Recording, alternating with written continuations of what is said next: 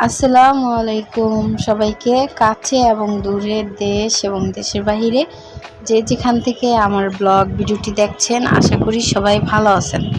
আলহামদুলিল্লাহ আমরাও ভালো আছি। চলে আসলাম নতুন একটি দিনে, নতুন আরেকটি ব্লগ জুনে। এখানে আমি সকালবেলা উঠেছি, আর উঠে অলরেডি আমার ছেলে মেয়ে কিন্তু ঘুমাচ্ছে। এখানে আমি অলরেডি 2টা ডিম সিদ্ধ করে নিয়ে ছিলে বসে পড়েছি খাওয়ার জন্য। আর বাহিরে প্রচুর রোদ।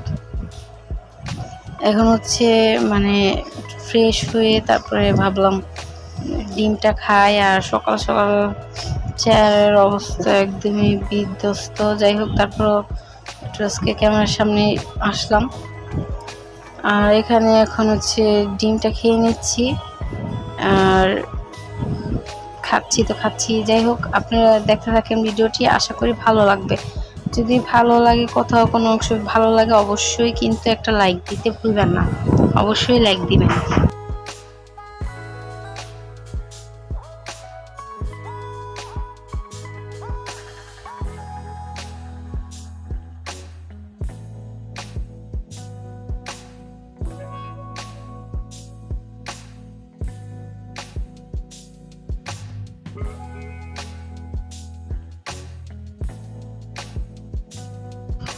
যাই হোক, তারপরে আমি এখানে বাটার সাথে আমি পাউরুটি নিয়ে নিলাম।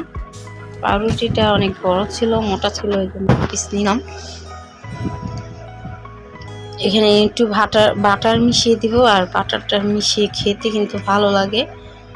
আর এই জন্য আর কি এখন আমি একটু বাটারটা সুন্দর করে রুটির সাথে নিয়ে নিব, তারপর খাবো। যাই হোক, যদি আমার ব্লগ ভিডিওটা আপনাদের কাছে ভালো লাগে অবশ্যই কিন্তু লাইক দিয়ে শেয়ার করবেন, আপনার ফ্রেন্ডস ফ্যামিলির সাথে শেয়ার করতে পারেন। এখানে দেখতে পাচ্ছেন আমি লাচ্ছি বানাবো, আর লাচ্ছিটা কিভাবে বানাই সেটা শেয়ার করছি আপনাদের মাঝে। প্রথমে আমি টক দই দিয়ে দিচ্ছি পরিমাণ মতন, আর আমি এখানে চিনি বল যদি করি মন চায় আর কি। আর হয় কি, চিনিটা না খেলেই ভালো হয়। আমি অত চিনি মিষ্টি বেশি পছন্দ করি না, কিন্তু লাচ্ছিতে একটু মিষ্টি দিলে ভালো হয়। এখন লেবুর রস দিয়ে দিব। আর আমি আমারটা চিনি দিব না, এই জন্য আর কি বললাম, যারা খাবেন অবশ্যই চিনি দিয়ে নেবেন। আর এখানে লেবুর রস সাথে পরিমাণ মতন পানি, আর এখানে সুন্দর করে এখন আমি ব্লেন্ড করে ফেলবো। তারপরে হয়ে যাবে আমার লাচ্ছি। আর ব্লেন্ড করার পরে আপনাদের মাঝে শেয়ার করছি, এই তো এরকম হয়েছে।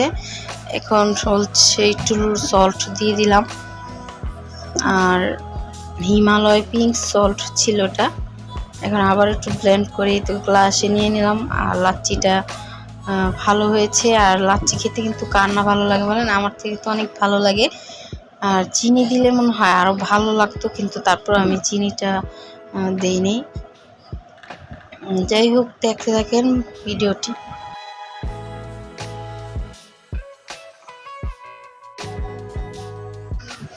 এখানে দুপুরে কোনো কিছু রান্নাবান্না করা হয়নি, আর করতে একদমই ইচ্ছা করতেছিল না, একদমই ভালো লাগছে না রান্না করতে। আর এখানে আমার হাজব্যান্ডকে বললাম যে মোরগ পোলাও নিয়ে আসতে,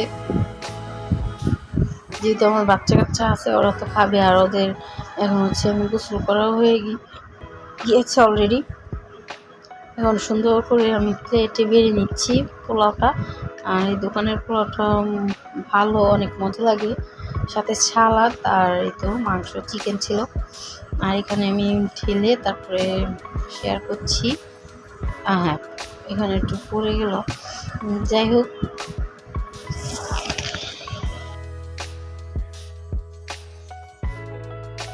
হয়েছে কি, আমার মেয়ে তো পুরাটা খেতে পারবে না, এই জন্য আমার মেয়ে আর আমি খাবো। আর আমার ছেলেও পুরাটা খেতে পারে না, সে আর বাবা খেয়েছিল।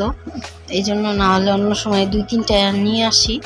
আর এখানে 2টি আনতে বলছিলাম। আর গরমের মধ্যে কিন্তু মোরগ পোলাও তো খাওয়া যায় না, অস্থির লাগে, এত অস্থির লাগে বলার মতো না। যাই হোক, আর এখানে আমার ছেলে অলরেডি খাওয়া শুরু করে দিয়েছে। আর আমার মেয়ে এখন খাবে। আর সে একটু রাগ করেছে কেন জানি, তাকে একটু ডিম দিয়েছিলাম, সে ডিম খাবে না, এই জন্য এত রাগ। কান্নাকাটি শুরু করে দিয়েছে শুয়ে শুয়ে। তারপরে এখানে এখন খেলাম হচ্ছে আইসক্রিম। আর গরমের মধ্যে আইসক্রিম খেতে কার না ভালো লাগে, আমাদের তো অনেক ভালো লাগে। যাই হোক, তারপরে এখানে আমি মেখে নিয়েছি আমরা কাসুন্দ দিয়ে মেখেছি, কারণ সাথে একটু তেঁতুল দিয়েছি। তেঁতুলটা দিয়ে মাখলে খেতে কিন্তু অসম্ভব মজা লাগে, টক টক হয়। আর আমরা তো অতটা টক থাকে না, এই জন্য একটু মেখে নিলাম। এখানে আমি হচ্ছে নুডলস রান্না করব। এখানে আমি পরিমাণ মতো চিকেন, নুডলসটা সিদ্ধ করে নিয়েছি, কাঁচামরিচ, ডিম। এই তো আমার নুডলসটা রান্না করা হয়ে গিয়েছে, আর খেতেও কিন্তু অসম্ভব মজা হয়েছে। আর এখানে এখন হচ্ছে সুন্দর করে মশলার সাথে মিশিয়ে নিচ্ছি।